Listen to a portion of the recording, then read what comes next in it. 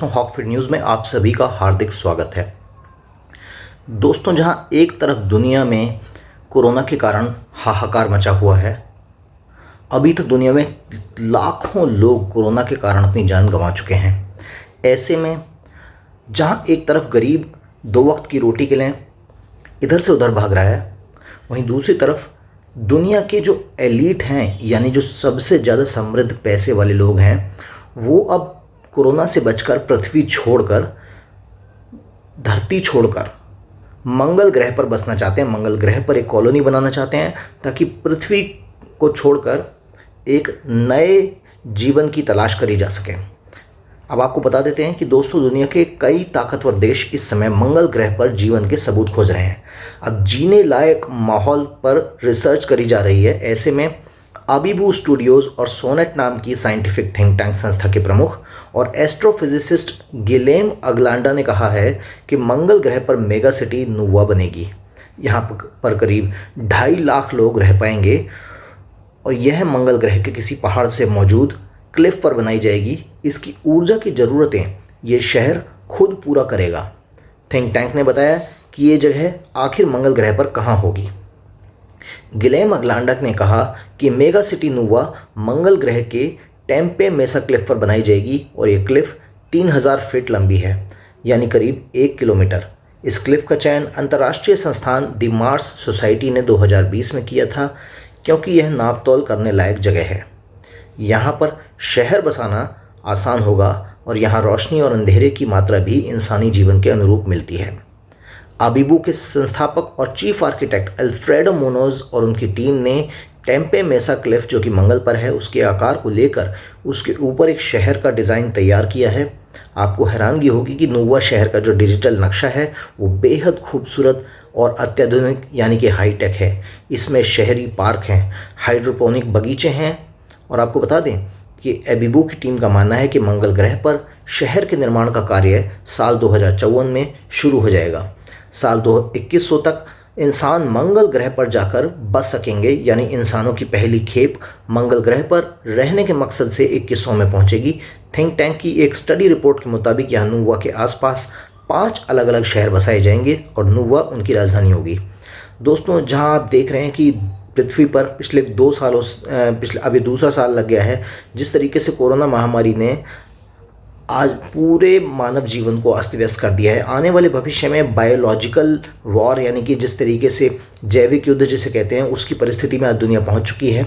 और आने वाले भविष्य में इस तरीके के जो चीन ने वुहान वायरस के माध्यम से दुनिया पर ये एक जैविक युद्ध जो छेड़ दिया है, आने वाले भविष्य में इस तरीके की चीज़ें और ज़्यादा इंटेंसिफाई यानी और ज़्यादा गंभीर होती चली जाएंगी। अब ऐसी परिस्थिति में दुनिया के जो सबसे रईस और ताकतवर लोग हैं, वो अपने लिए कोई ना कोई ठिकाना जरूर बना के रखेंगे। आज कोरोना से तो फिर भी इतना कोरोना उतना घातक नहीं है।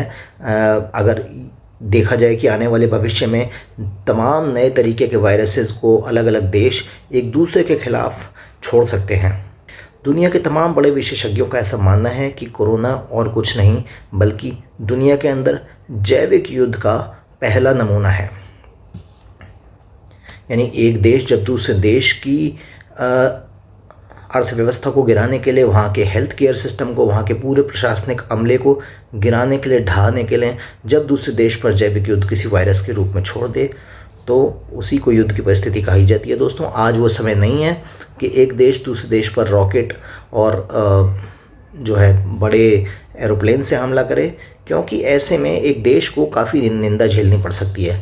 पर यदि जैविक हमला कर दिया जाए तो आज आप देखें किस तरीके से पूरी दुनिया की अर्थव्यवस्था ढह गई है। अमेरिका में डोनाल्ड ट्रंप की राष्ट्रपति का पद चला गया, लेकिन चीन में कोई खासा बदलाव नहीं हुआ।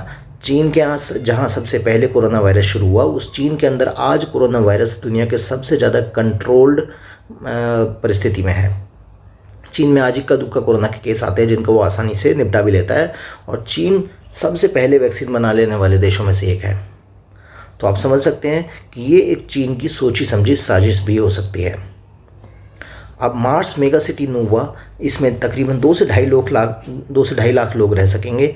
थिंक टैंक ने यह भी कहा कि मंगल ग्रह के उत्तर में एबेलॉस शहर बसाया जाएगा, जो मंगल ग्रह के नॉर्थ पोल से बर्फ़ निकालकर उसका उपयोग पानी जैसी अन्य ज़रूरी चीज़ों के निर्माण के लिए काम करेगी। वहीं मैरिनेरिस शहर मंगल ग्रह की सबसे बड़ी घाटी वेलिस मैरिनेरिस में बनाया जाएगा। और इसके साथ ही space.com ने अल्फ्रेडो मुनोज से बात करी। अल्फ्रेडो ने कहा कि नूवा शहर ये एक कल्पना को पूरा करने जैसा होगा, क्योंकि यहाँ पर साइंस और इंजीनियरिंग का अद्भुत मेल होगा, क्योंकि इंसानों के लिए रहने लायक घर बनाना जिसमें वो ऑक्सीजन मास्क हटाकर चैन की सांस ले सके, ऐसे घरों को बनाने और ऑक्सीजन की सप्लाई पहुंचाने में काफ़ी तकनीक और मेहनत लगेगी।